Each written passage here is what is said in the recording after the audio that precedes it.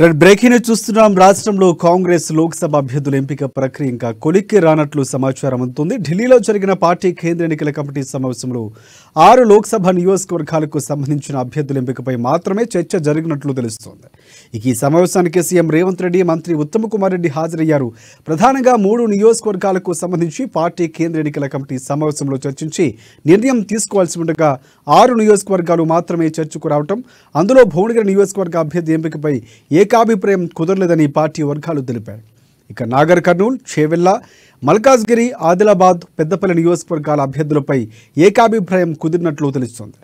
నాగర్ కర్నూల్ అభ్యర్థిగా మల్లురవి, చేవెళ్ల అభ్యర్థిగా రంజిత్ రెడ్డి, మల్కాజ్గిరి అభ్యర్థిగా సునీతా మహేందర్ రెడ్డి, ఆదిలాబాద్ అభ్యర్థిగా ప్రొఫెసర్ కె సుమలత, అలాగే పెద్దపల్లి అభ్యర్థిగా గడ్డం వంశీ పేర్లను ఎంపిక చేసినట్లు కాంగ్రెస్ వర్గాలు వెల్లడించాయి. అభ్యర్థుల ఎంపికపై కాంగ్రెస్ పార్టీ కేంద్ర ఎన్నికల కమిటీ తీసుకున్న నిర్ణయాన్ని ఏఐసీసీ అధికారికంగా ఇంకా ప్రకటించాల్సి ఉంది. నేడు తెలంగాణలో 6 ఎంపీ అభ్యర్థులు ప్రకటించే ఛాన్స్ ఉంది.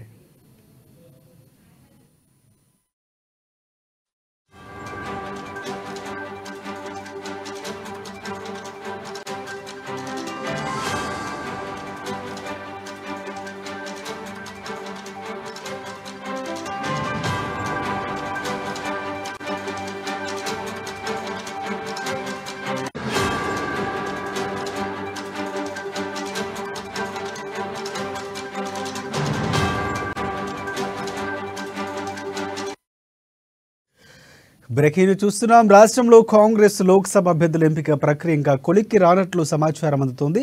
ఢిల్లీలో జరిగిన పార్టీ కేంద్ర ఎన్నికల కమిటీ సమావేశంలో 6 లోక్సభ నియోజకవర్గాలకు సంబంధించిన అభ్యర్థుల ఎంపికపై మాత్రమే చర్చ జరిగినట్లు తెలుస్తోంది.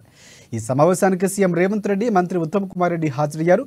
ప్రధానంగా 13 నియోజకవర్గాలకు సంబంధించి పార్టీ కేంద్ర ఎన్నికల కమిటీ సమావేశంలో చర్చించి నిర్ణయం తీసుకోవాల్సి ఉండగా 6 నియోజకవర్గాలు మాత్రమే చర్చకు రావటం, అందులో భువనగిరి నియోజకవర్గ అభ్యర్థి ఎంపికపై ఏకాభిప్రాయం కుదరలేదని పార్టీ వర్గాలు తెలిపాయి. నాగర్ కర్నూల్, చేవెళ్ల, మల్కాజ్గిరి, ఆదిలాబాద్, పెద్దపల్లి నియోజకవర్గాల అభ్యర్థులపై ఏకాభిప్రాయం కుదిరినట్లు తెలుస్తోంది. ఇక నాగర్ కర్నూల్ అభ్యర్థిగా మల్లురవి, చేవెళ్ల అభ్యర్థిగా రంజిత్ రెడ్డి, మల్కాజ్గిరి అభ్యర్థిగా సునీతా మహేందర్ రెడ్డి, ఆదిలాబాద్ అభ్యర్థిగా ప్రొఫెసర్ కె సుమలత, పెద్దపల్లి అభ్యర్థిగా గడ్డం వంశీ పేర్లను ఎంపిక చేసినట్లు కాంగ్రెస్ వర్గాలు వెల్లడించాయి. అభ్యర్థుల ఎంపికపై పార్టీ కేంద్ర ఎన్నికల కమిటీ తీసుకున్న నిర్ణయాన్ని ఏఐసీసీ అధికారికంగా ఇంకా ప్రకటించాల్సి ఉంది. నేడు తెలంగాణలో 6 ఎంపీ అభ్యర్థులు ప్రకటించే ఛాన్స్ ఉంది.